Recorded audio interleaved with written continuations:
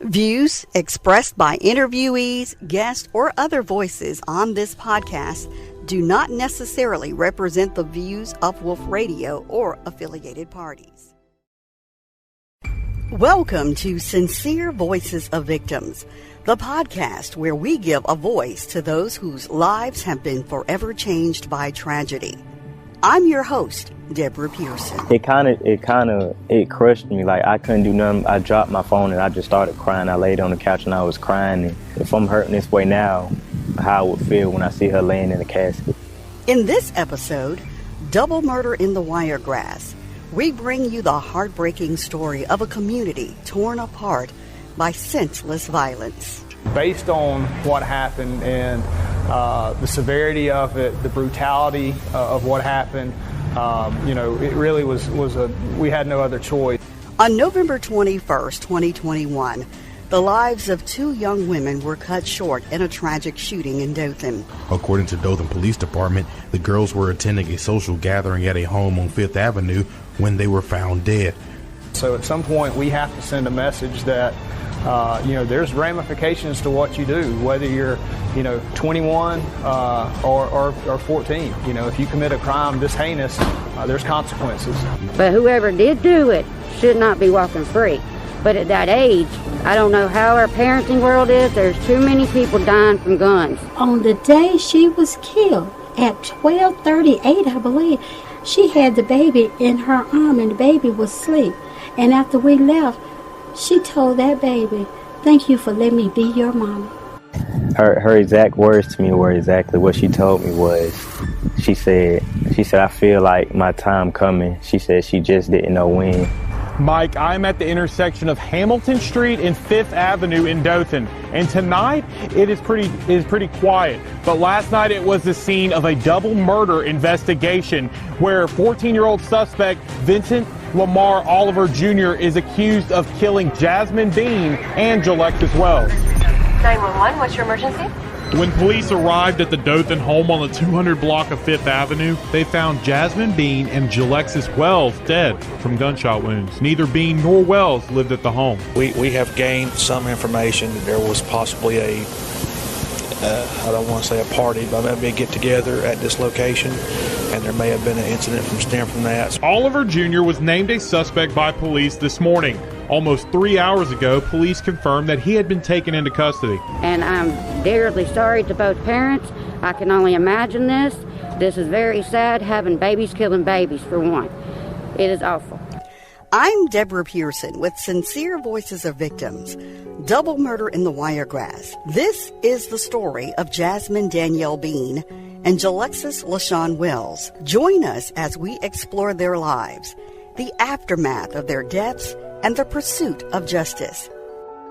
My name is Priscilla Bean. My daughter is Jasmine Danielle Bean. She was 21 years old, the mother of one. So tell me about Jasmine in her childhood. Most people know by now, Jasmine was adopted. I got Jasmine from the Southeast Medical Center at 3 days old. My son Christopher was in Kentucky. He came home and to bring her home, and he just fell in love with her. At that time, I was a foster parent. My sons, Christopher and Bruce, was like, "Mom, we don't want anybody around our sister."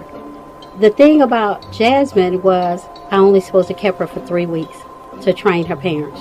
The 3 weeks turned into 21 years. So we did legally adopt her, and she was a busybody. Jasmine loved people. She loved her church. My father was sick for 19 years with dementia and Alzheimer's. So he went from the nursing home, hospitals, back home. Every Saturday, Jasmine and I went to see him. We would go to the hospitals, and I would dress her in little can-cans and ruffled socks and hair bows, and people would say, "She looks like a little angel." And she had the heart of an angel. Not to say she didn't have her bad points, because she did. As she grew up and society took a hold, Jasmine had got to where she stuttered, and people would overtalk her, and it would anger her. And those 16 teenage years, it got to where she would fuss you out, curse you out and stuff, then come back and say, oh, I'm sorry, I didn't mean that. But she was so tired of people over-talking her and pushing her away because she was a little old bitty thing. Jasmine was 4 feet 7 inches, 92 pounds.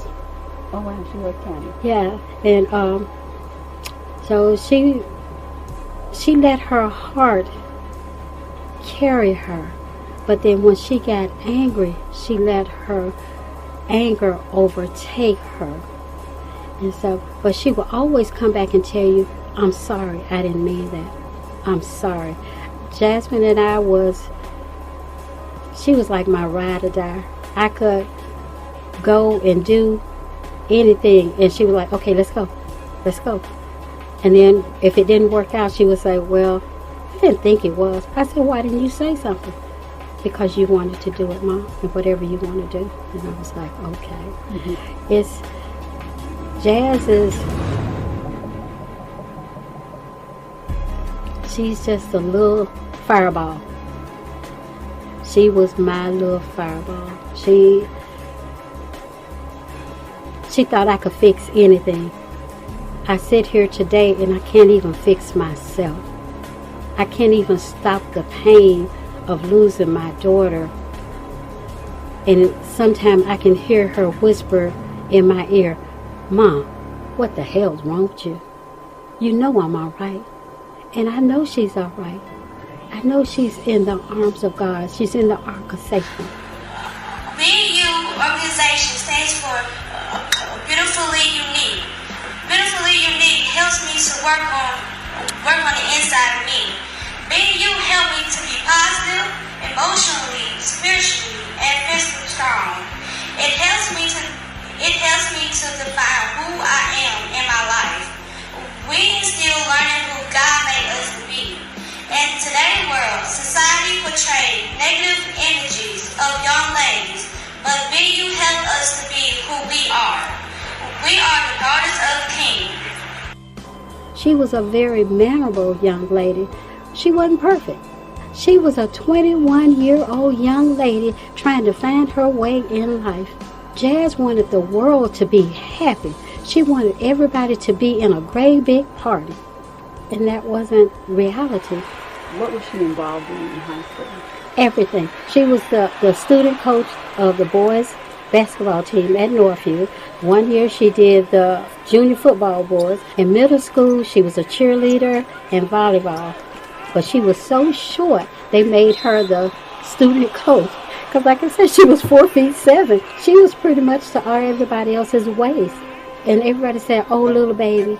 She's our little baby. She's our little sister. And so sometimes it would aggravate her and stuff, but she would love it.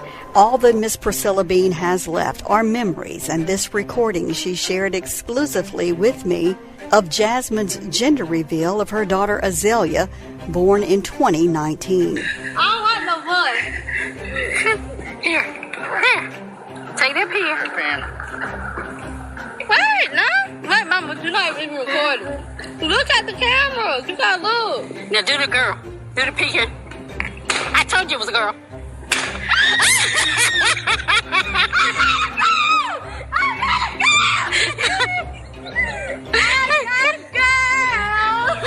She says her daughter still speaks to her through her granddaughter, Azalea.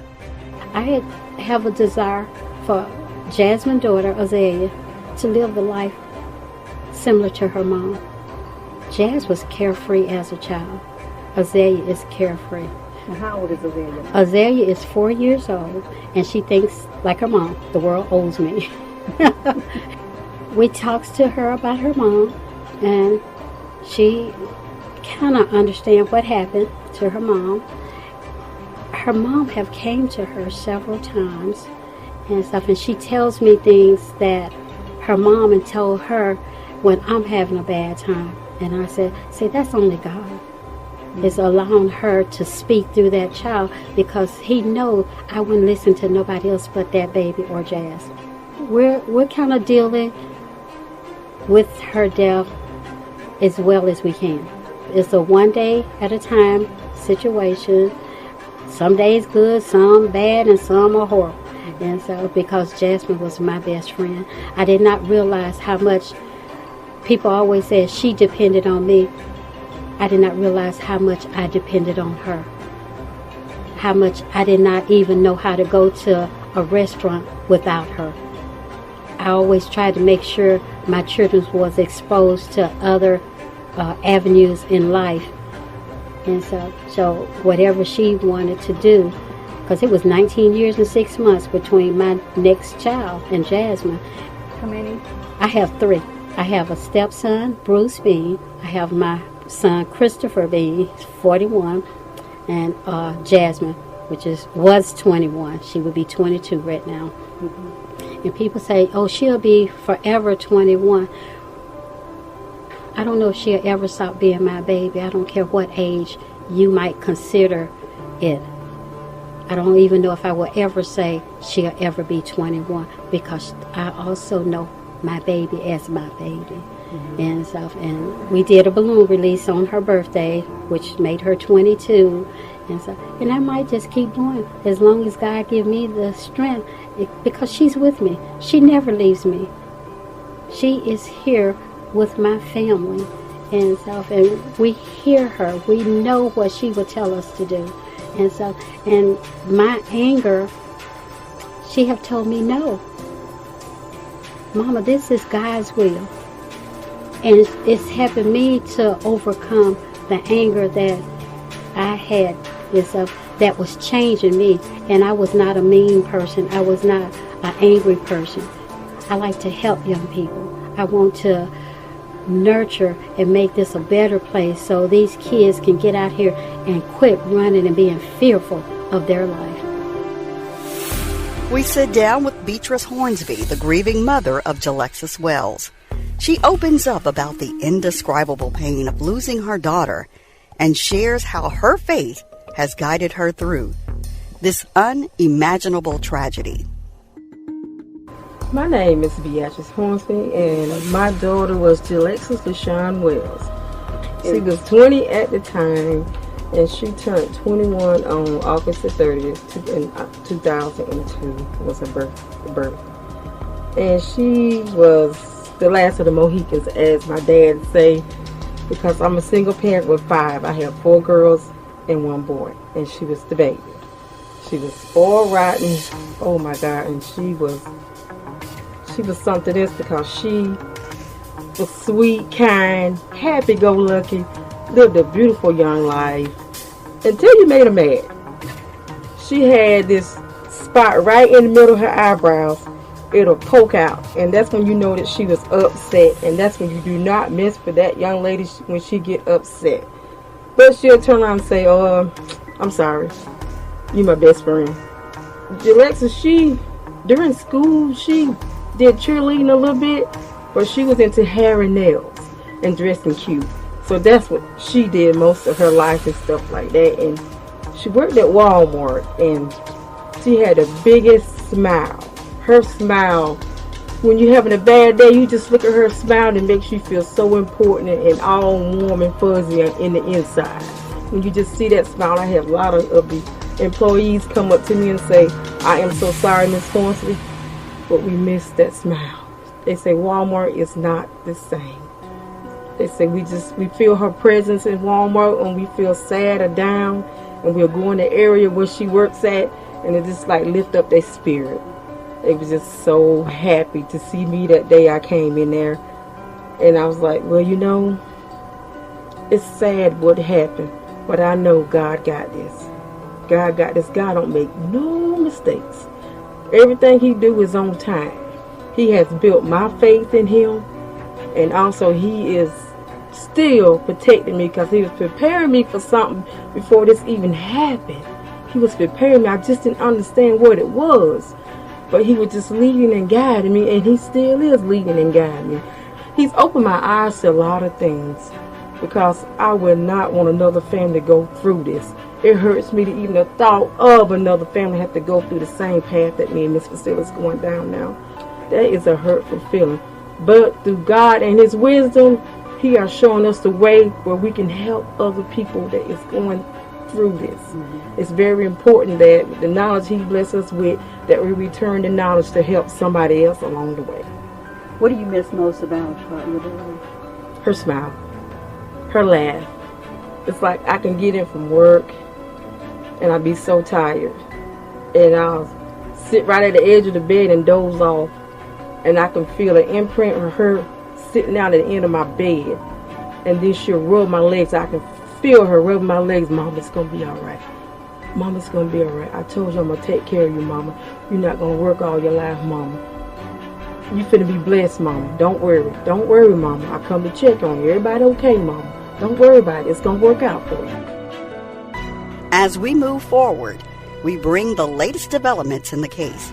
Houston County District Attorney Russ Goodman reveals a significant decision that will shape the course of justice for Vincent Lamar Oliver Jr., the 14-year-old suspect accused of taking the lives of Jasmine and Alexis. Based on what happened and the severity of it, the brutality of what happened, it really was we had no other choice. 4 months prior to the murder, DPD says Oliver had active juvenile pickup orders, a first-degree attempted assault, and 1 count of discharging a firearm into an occupied vehicle. Yet he wasn't arrested until shortly after the shooting. I don't know why he wasn't picked up. Being 14, I think he was not in school, and so that may have been part of the issue, is just trying to find the young man. Russ Goodman, the Houston County District Attorney, explains why the 14-year-old suspect will be tried as an adult. And we want to get justice for the victims. And, I think if he had gone through the juvenile system, that would not have been justice based on what happened. So at some point, we have to send a message that, there's ramifications to what you do, whether you're, 21 or 14. If you commit a crime this heinous, there's consequences. Not only did the double murder shake up the community, it was even more egregious that the crime was committed by a juvenile at the age of 14. And I'm dearly sorry to both parents. I can only imagine this. This is very sad, having babies killing babies, for one. It is awful. Did you all know the 14-year-old? I didn't. I didn't know him, but Alexis did. I have a video where she's saying, "This is my son, I'm going to take care of him." They sit beside one another playing, and she's playing in his hair and saying, "This is my son." What did you think when you saw that video? I'm not angry and upset with that young man for what he did, because I forgave him for what he did, because I look at it as I'm no better than him, because I don't want that bitter and I don't want that madness in my heart, because I told my daughter we'll meet again. And the only way we're going to meet again is I press on and do what's right. That young man, he need help too. He need guidance and he going to have to get in touch with God. He going to have to come to Jesus meeting. He just going to have to do it. Take me back to when you found out what happened. How did you find out about this? Actually, I found out through Facebook. One of my son's friends lived in Dothan, and so he was like 2 houses down from where it happened, and he texted my son and said, "Hey, something happened to Shorty, your sister. Y'all need to come see what's going on." So we jumped up, and I live in Enterprise, so we got like downtown, and we never been to Dothan Police Station. It was sheriff pulled up right beside us. He was like, "Something happened. We need to get to Dothan Police Station." She hit them lights, and we just followed her onto the Dothan Police Station. Ms. B, tell me how you found out. Well, I was at home, and Dothan City Police came to my house, and they informed me. And I'm not really a person to open my door at night. And I was doing my dishes, and I was on the phone with Azalea's grandmother. And I kept hollering, "Who is it? Who is it?" And they kept saying, "It's Dothan Police Department." And I was like, "What y'all want?" And so I peeped out the window. The baby came, and I was like, "Okay." And still, I was so like, why are all these lights around my house? Why? What's going on? And the lady from Angel House, Katie, finally kind of convinced me to let them in. And she came in with them, and they told me and stuff. And I really didn't believe it. Jasmine hadn't been 4.5 hours left my house during the time they said she was killed. She left my house at 4:30, had been there all day and the night before. And so it was an awakening. It was an awakening. And so my heart, it's still taking me a while, even after my family got there, to believe it. And my neighbor, which was Jasmine's godfather, he came across the street and he was like, "What's going on?" And I told him, and he was like, "No, this is not, you know." They were at a party, is that correct? It's supposed to have been a get-together. Some say they was invited. Jazz went to be with Alexis. And so the young man that was the owner of the place, that rented the place, he said Jazz had only been over there maybe 2 or 3 times. And so... was it a house party? A little get-together at a house. Mm-hmm. Okay. We just left the house. You just left it today? Just right before we came here. I took B over there. Was that your first time? Yes, ma'am. Going inside. We went on you inside. went inside? Yes, Mm-hmm. ma'am. That's my first time. I've been inside 2 or 3 times. What was that feeling? The first time I went in, they was cleaning the place out. The man that had bought the place. And it was just like, I was just there. It have taken me a good while to get my feelings back. And I'm a loving person. I'm a compassionate person. But this have changed me, and I don't like it. And my children don't like it. They want me to be who I was. And as we talk often, that we'll never be exactly who we were.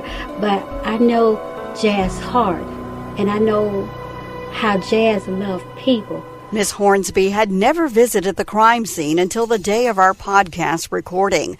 She explains how she felt walking in the last place her daughter was seen alive. Well, when I went through the doors, I just felt like, okay, this is all where it happened. And it's like it just quenched my spirit and said, okay, Beatrice, because that's what she'll call me. Beatrice, okay, this is what happened, but I'm not here. I am with God. So, don't fall apart. Just be strong, Mama, and trust in God. It's okay. We have to get out of our human selves to recognize what the true calling is for this. It's, you know what I mean? And we all, that human side of us wants to look at everything in human eyes versus spiritual. And so it's really good that you all are taking that spiritual approach to get you through, because that's the only way you're going to make it. The only way. And we truly know that God is the only one. I tell people, of course, it hurts. It kills me when I cannot reach over and pick up my phone and call her, and she'll be like, "Oh, Mama, what you want?" I want to talk to you. Mama, leave me alone. Okay, I just want to hear you. Bye. And so, but God is the one that is the author and the father of all this. I constantly tell her friends, when our name was written in the book of life, he gave us a birthday and he also assigned us a death date. We don't know when either one of them is. I don't care if the doctor say, "Oh, we're going to give you a C-section on this day." Well, it might not work. You might have to come back 2 days later, because that's God's plan.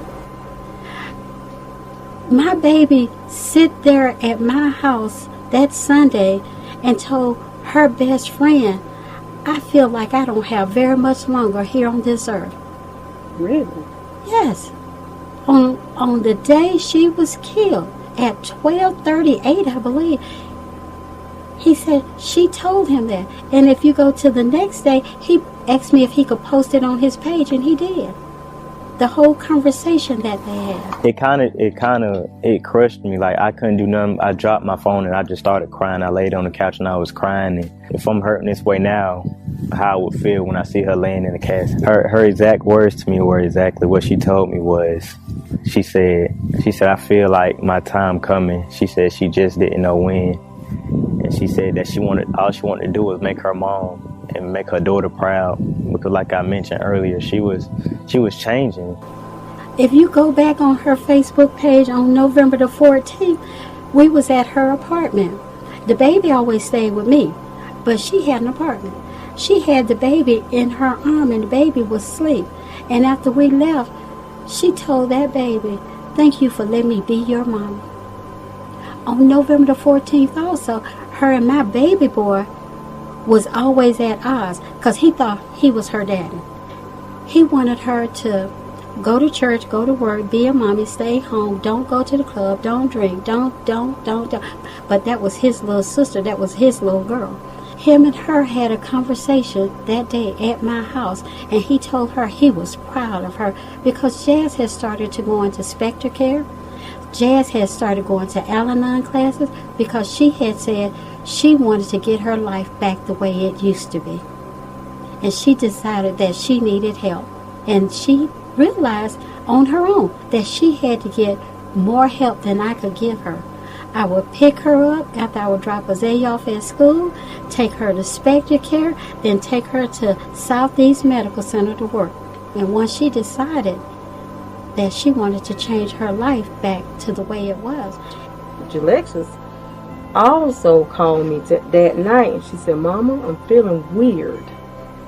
She said, "Something going on, I can't explain it." She said, "I know I need help because, see, she was battling with mental illness.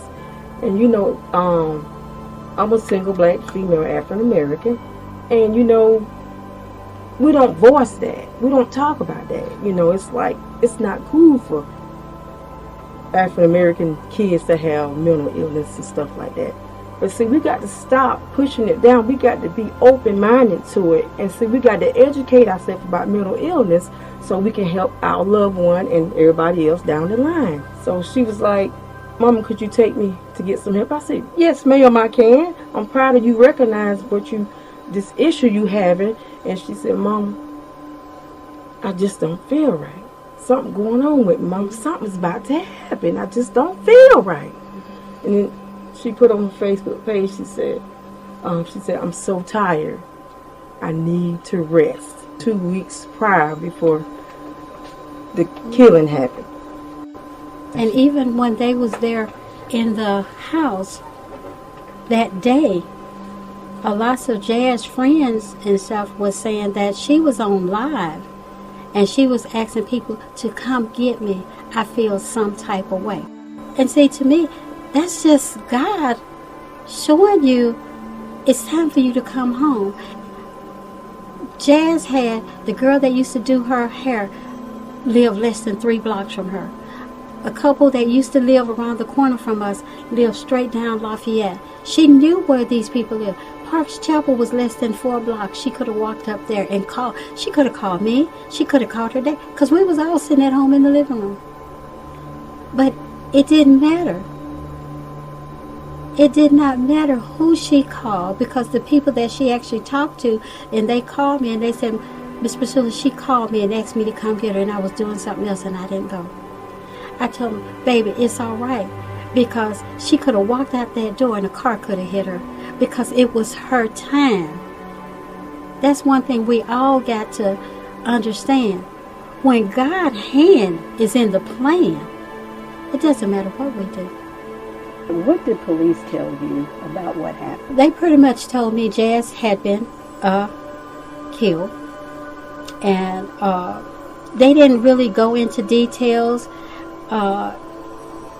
that night. That night they didn't go into a lot of details. They stayed there, they questioned me, they asked me, at the time I didn't know who the young man was, if I knew this person, and I was like, no. And so they had an idea in the beginning. Yes. And so one of the officers, he knew me and I knew him because, you know, I worked for Dothan City School for all those years, and he used to be a resource officer there. And because I still didn't believe them at first. And so I went and got pictures of Jazz and showing. They was like, "Yes, ma'am, this is her. This is," and And then he said, Miss Priscilla, he said, look at me. And I said, yeah. He said, you know me? And I said, yeah. And he said, you know, I won't tell you no story. He said, Jasmine was shot and killed tonight. Lady from Angel House played with Azalea. And so, but they didn't really tell me a whole lot. And so, but like as B said, the police to tell you when you first heard about it?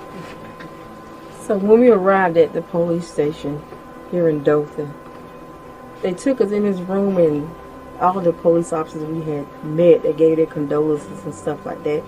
And Katie, she was from Angel House, she was there, and she was like, we're going to help y'all in any way we can. And you know, they were so sorry. And it was like 1:30, the detective came through, and he was like, Miss Hornsby, I am so sorry, but is there any way that you can identify that is your daughter? I said, yes, she has a railroad track tattoo on her arm, because when she was heard her sister running through the house playing, you know, she gets so goofy when she giggle and laugh, and she stuck her arm through the glass and brought it back out, and she cut right below her elbow, and she had to have 75 stitches. So that's the only, he's like, I'm so sorry, Miss Hornsby, that is your daughter. How has the Angel House helped you all?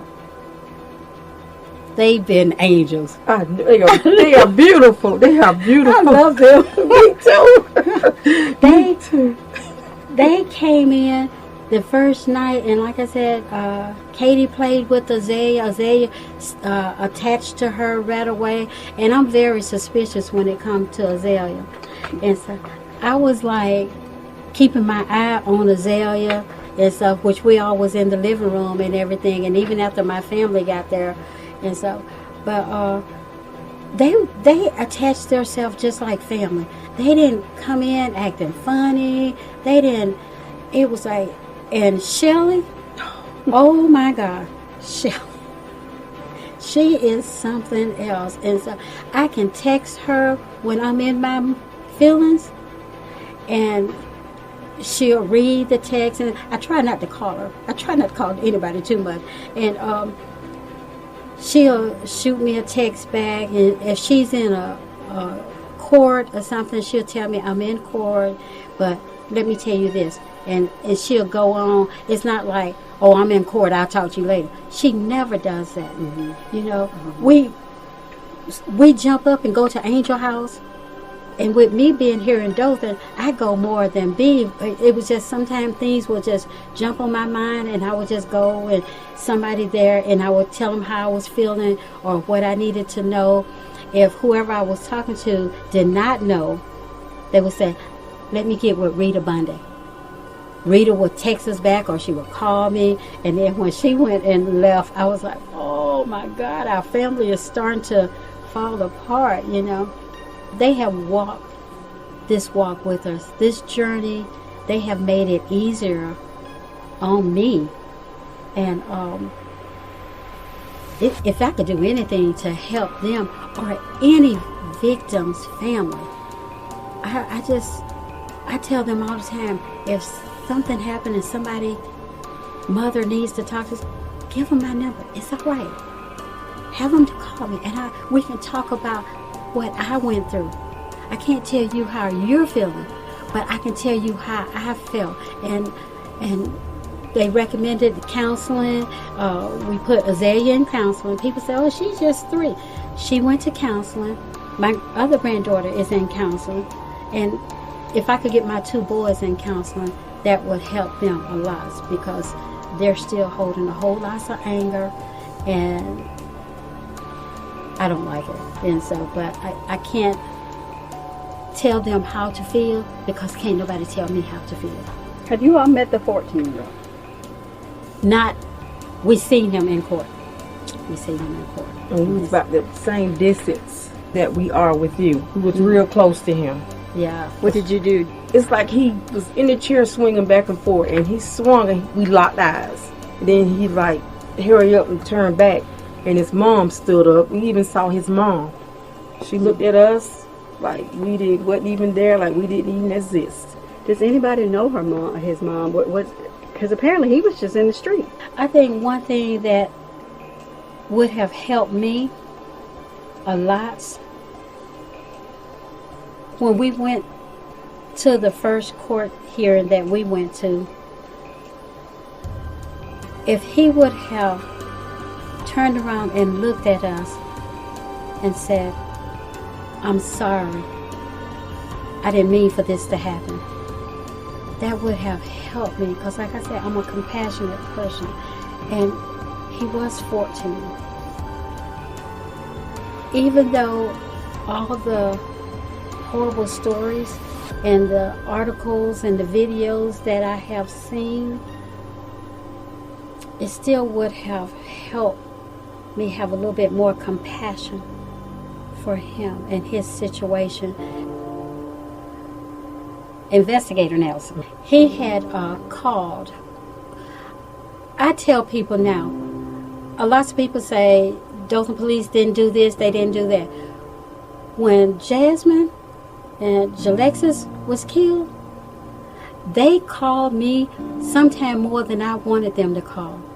We went down there. I mean, soon as Jaz's body got back and we started making preparations for her memorial service, we left the funeral home, went to the police station. If he wasn't there, he left the file to where, what's the other little officer name? It's another little officer right there next to him. He knew where to go get to tell him what he needed us to know. But he called and he said, "We're going to have to eventually go to court.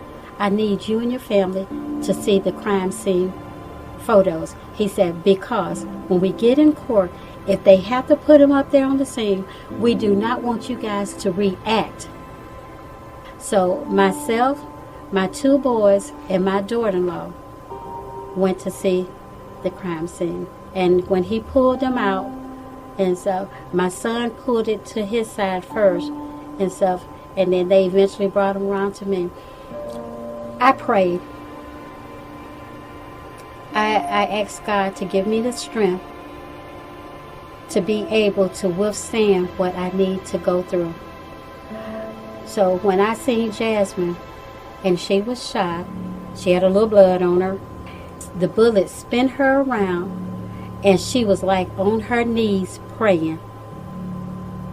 So that gave me peace to know that my baby was steadily praying.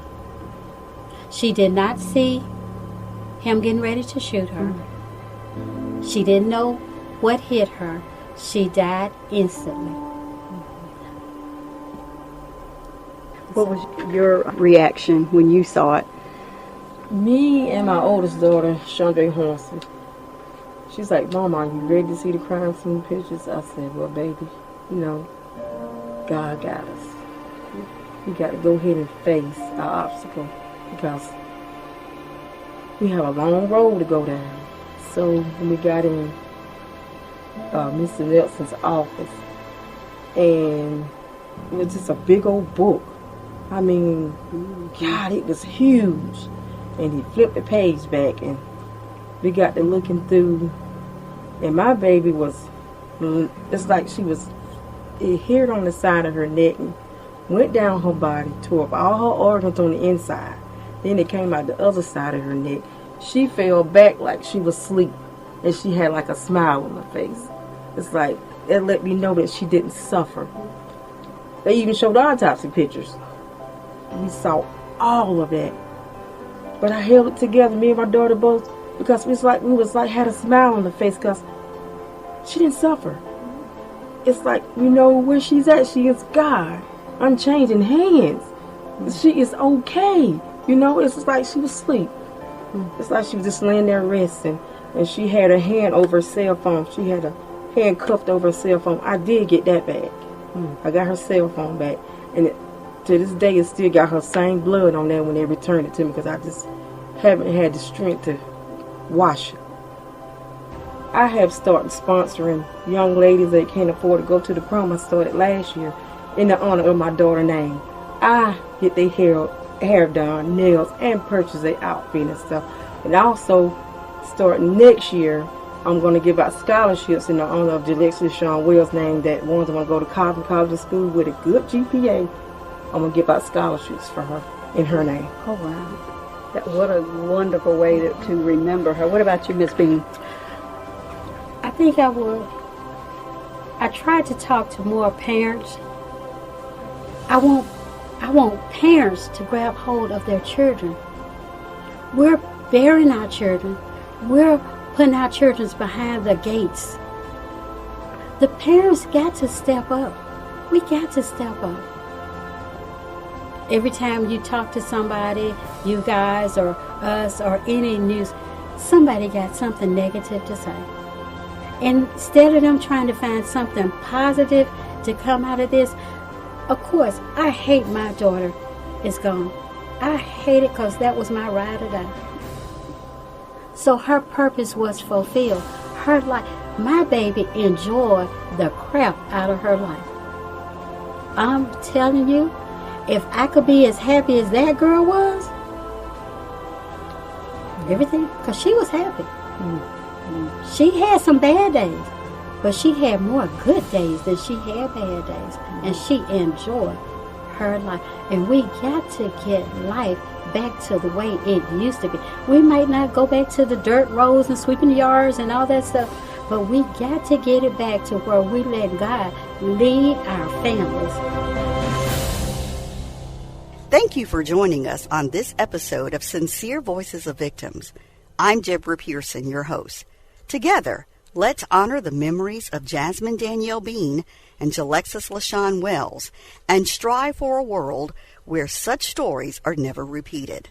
Stay tuned for our next episode where we continue to raise sincere voices for the victims.